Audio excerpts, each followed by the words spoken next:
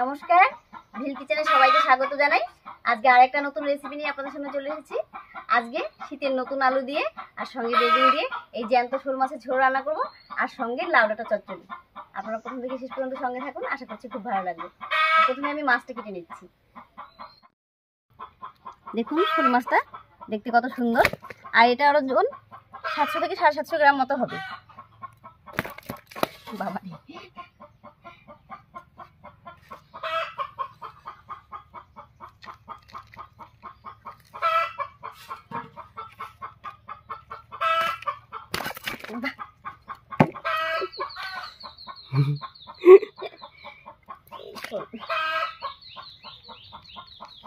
খুব শোল মাছের খুব জোর। হ্যাঁ,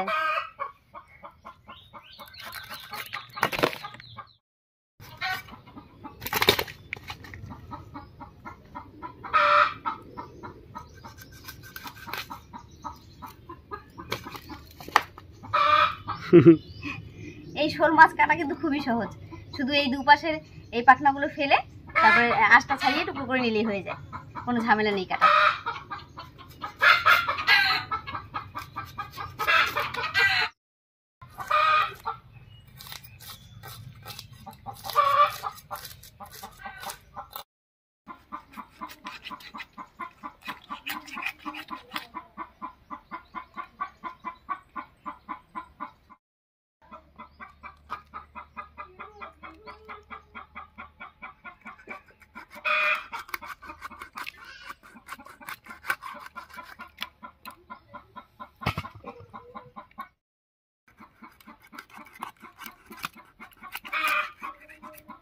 দেখুন মাছের পিসগুলো দেখতে খুব সুন্দর হয়।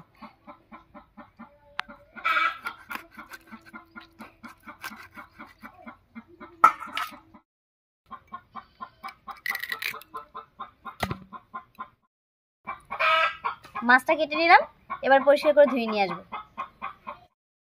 মাছটা কেটে ধুয়ে একেবারে পরিষ্কার করে নিয়ে এসেছি। দেখুন মাছগুলো দেখতে কত সুন্দর লাগছে, একেবারে টনটনা মাছগুলো।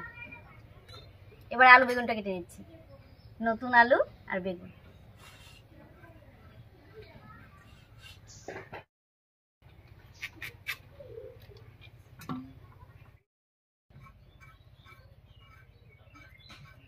নতুন আলুর চামচ খুলতে হয় না? না না, হালকা করে ছাড়িয়ে নিলাম।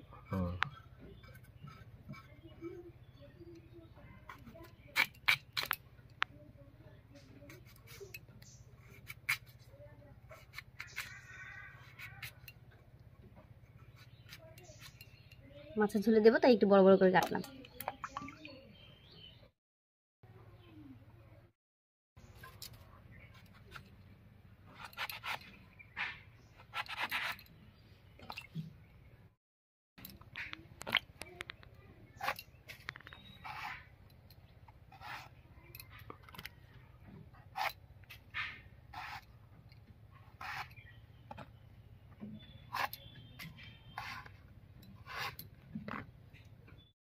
সবকিছু মোটামুটি করে গুছিয়ে নিয়েছি, এবার উনুনটা জ্বালিয়ে নিচ্ছি। আর লাউ শাকটা রান্না করতে করতে কেটে নেব।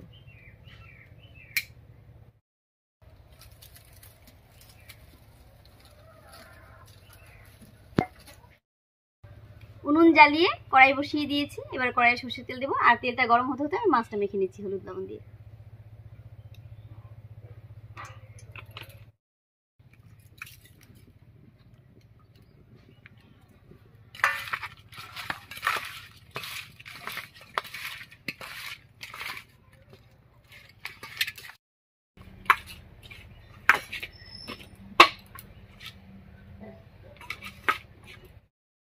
তেল গরম হয়ে গেছে, এবার মাছগুলো হালকা করে ভেজে নিচ্ছি।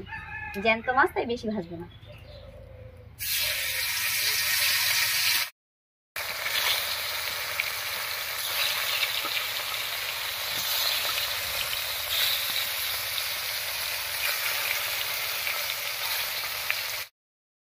মাছটা ভাজা হতে থাক, এই ফাঁকে আমি মশলা করে নিচ্ছি। আর মশলার মধ্যে এখানে নিয়েছি 3-4টে শুকনো লঙ্কা, 3-4টে কাঁচা লঙ্কা, আর নিয়েছি 1-1.5 চামচ মতো গোটা জিরা, একসঙ্গে করে বেটে নেব। এই গোল লঙ্কাগুলো তো খুব ঝাল। এগুলো খুব ঝাল, আর এগুলো কাঁচা সেদ্ধতে খেতে বা শাকের মধ্যে খেতে দারুণ লাগে। রান্নার টেস্টটাই পাল্টে যায়।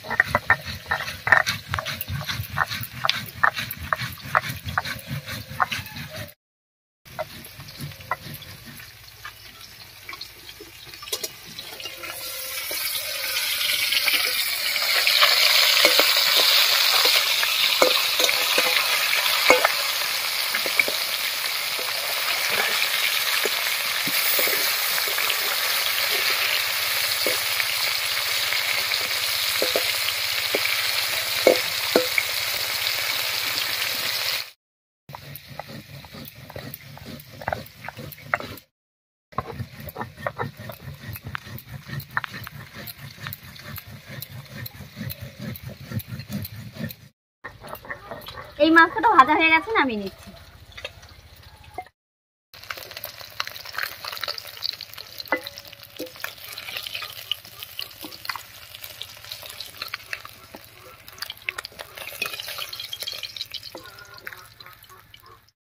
মাছ ভাজার এই তেলের মধ্যে বেগুনটা ভেজে নিচ্ছি।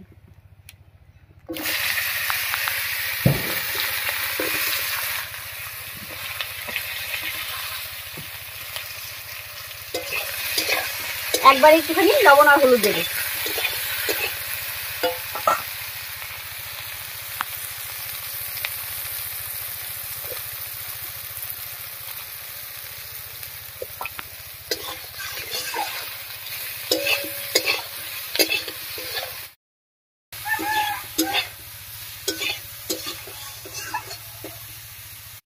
এদিকে মশলাটা বাটা হয়ে গেছে, একবার নামিয়ে নিচ্ছি।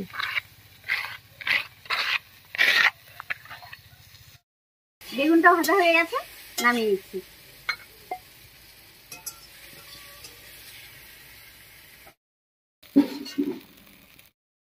এবার ফোড়নের জন্য কড়াইতে দিয়ে দিচ্ছি সরষের তেল। তেল গরম হয়ে গেছে, এবারে গোটা জিরা আর তেজপাতা দিয়ে ফোড়ন দেব।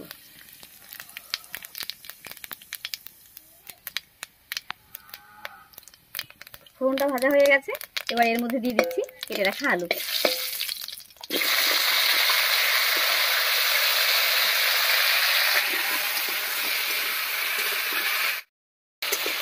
আলুর উপরে স্বাদ মতো লবণ আর হলুদ দেবো।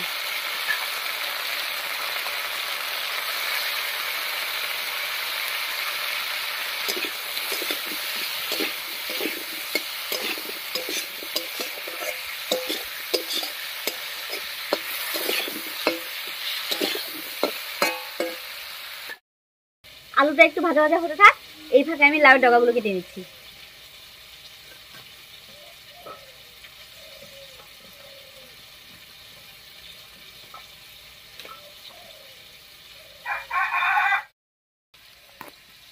লাউয়ের ডগাটা খুব সুন্দর, পাতাগুলো দেখুন কত সুন্দর, একেবারে নরম।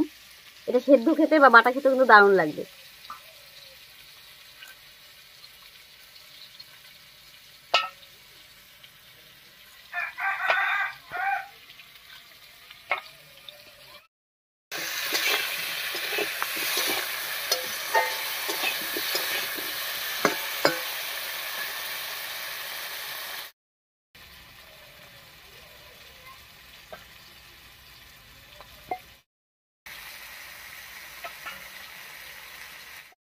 আলুটা বেশ ভাজা ভাজা হয়ে গেছে, এবার বাটা মশলাটা দেব।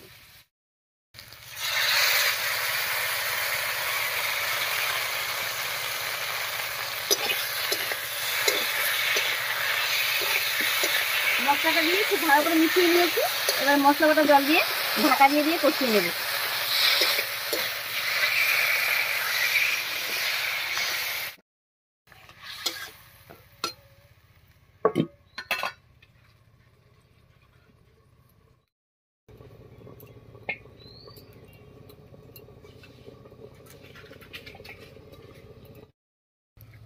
লাউ ডগাটা বেছে নিয়েছি আর কয়েকটা কুচি পাতাও নিয়েছি। আর এদিকে আলুটা মশলা দিয়ে খুব ভালো করে কষে গেছে, এবার ঢাকা খুলে জল দেবো ঝোলের জন্য। মশলার সঙ্গে আলুটা কষে দেখুন কি সুন্দর সেদ্ধ হয়ে গেছে। এবার এর মধ্যে দিয়ে দিচ্ছি বেগুনটা, তারপরে জলটা দেবো।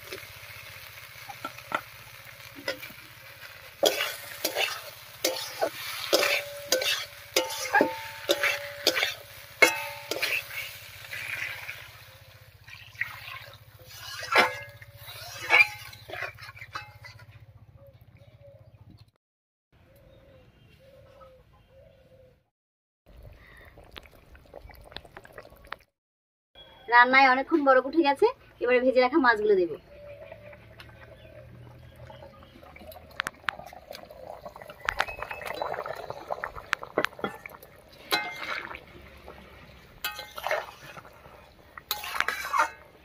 এবারে ঢাকা দিয়ে কিছুক্ষণ রান্না করে নেব।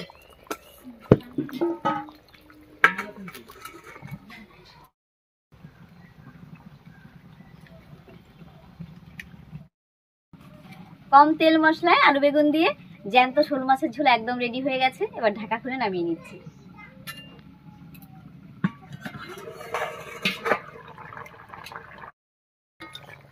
আর দেখুন ঝোলটা দেখতে কত সুন্দর হয়েছে, এটা গরম গরম ভাতের সাথে খেতে দারুণ লাগবে।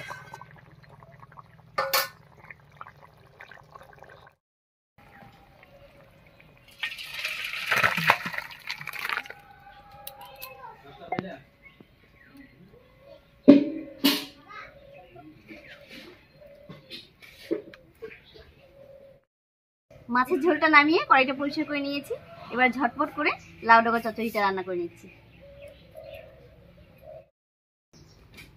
কড়াই দিয়ে দিচ্ছি সামান্য একটু সরষের তেল।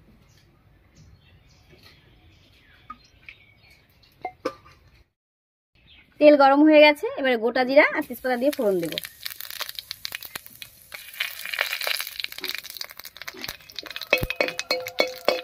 ফোড়নটা ভাজা হয়ে গেছে, এবারে কেটে রাখা লাউয়ের ডগা আর আলু দেব।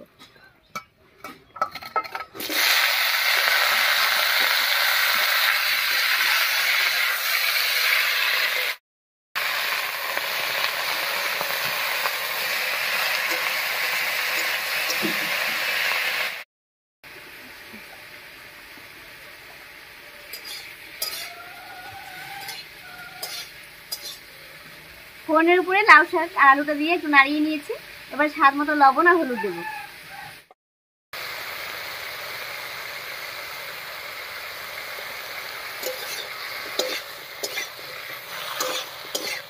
লবণ হলুদ দিয়ে খুব ভালো করে মিশিয়ে নিলাম। এবার ঢাকা দিয়ে রান্না হতে দেবো। আর এই ঢাকে আমি এই চচ্চড়ির জন্য একটু মশলা করে নিচ্ছি। মশলার মধ্যে আমি নিয়েছি 1 চামচের থেকে একটু কম কালো সর্ষে, আর নিয়েছি 3টে কাঁচা লঙ্কা আর 1 কোয়া রসুন, একসঙ্গে করে বেটে নেব।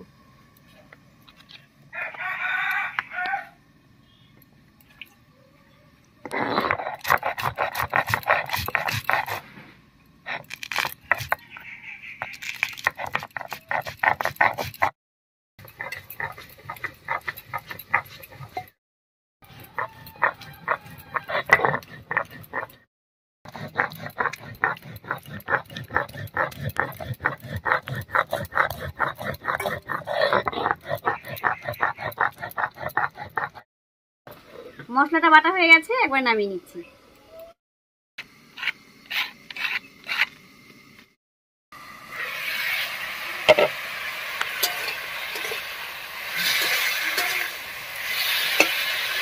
লাউ ডগাটাও বেশ কিছুক্ষণ রান্না হয়ে সেদ্ধ হয়ে গেছে। এবার এর মধ্যে মশলাটা দেবো।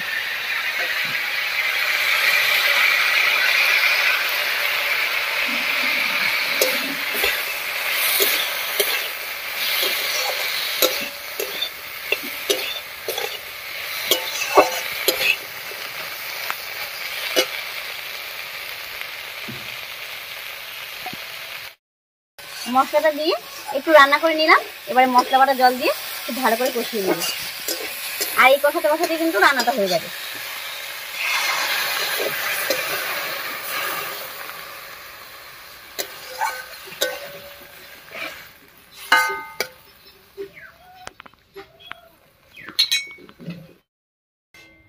মশলা বাটা জলটা দিয়ে খুব ভালো করে রান্না করে নিয়েছি।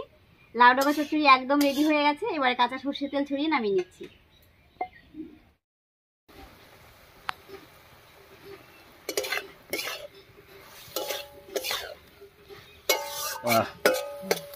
দেখেই লোভ লাগছে।